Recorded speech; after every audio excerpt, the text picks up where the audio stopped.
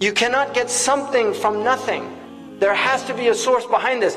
If you look now, for the first time in human history, we have scientists that are denying design.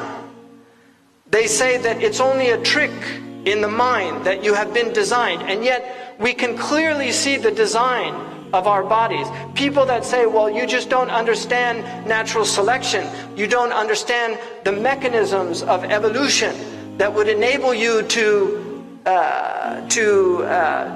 reach this level of complexity without a God. Which my 15-year-old was studying biology, and his teacher was an atheist, and he came and told me that he was studying biology, and he said that his teacher said that we can explain life without God. And I said that biologists should not interfere with cosmology. A biologist should stay in biology and not start talking about cosmology, because that's another science, cosmology. And it reminded me of the joke about the biologists that meet God, and God asked them what they're up to, and they said, well, we've gotten rid of you. And God asked the biologists, how did you get rid of me? And they said, well, we can explain how we got here without you. And he said, well, how would you do that? He said, well, first we take some cosmic dust.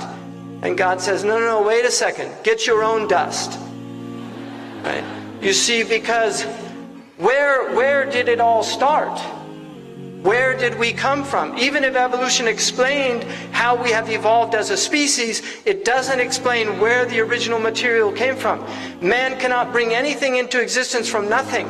He makes organs from already existing cells. The cloning comes from already existing cells. He's now in stem cell research and doing all of these things. Everything that he makes has pre-existing materials. We cannot make anything out of nothing. It's impossible for humans to do that, because nothing comes from nothing.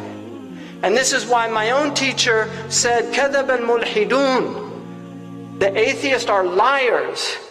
الْعَدْمُ لَا يُوجِدُ الْوُجُودِ. Non-existence cannot bring existence. الْفَوْضَى لَا يُكَوِّنُ النِّظَامِ. Anarchy or chaos cannot bring order into existence. الْجَهِلُ لَا يَلِدُ الْعِلْمِ. Ignorance cannot bring knowledge into existence. And then he said, إِنَّمَا هِيَ انْتِكَاسُ عَقْلِيٍّ كَمَنْ يَمْشِي عَلَى رَأْسِهِ وَرِجْلَاهُ فِي الْهَوَىٰ. This is the inversion, this is an intellectual inversion of reality, like somebody who's walking on his head and his feet are in the air. That this is something that humans have never believed. And this argument now of the modern atheists, this is an ancient argument. Atheists have always been around. In fact, atheists were actually more sophisticated 100 years ago than they are today. And this is the truth, because 100 years ago they were well versed in philology, like Nietzsche. They were well versed in, they were profound philosophers. Even at the time of Socrates, there were atheists. People forget that Marx, who was an atheist, he did his PhD dissertation was on the materialists, the Greek materialists. So he had studied materialistic philosophy. So this argument, this modern argument, is not a new argument. It's a very old argument, and our scholars dealt with this argument extensively, but people don't read their books anymore. And one of the simplistic views of some of these modern Muslims that deny theology and the tradition of theology, they have no response to these new atheists.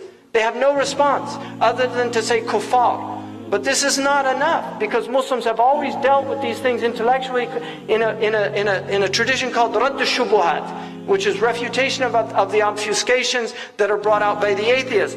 محمد سيد الكونين والثقلين والفريقين من عرب ومن عجم.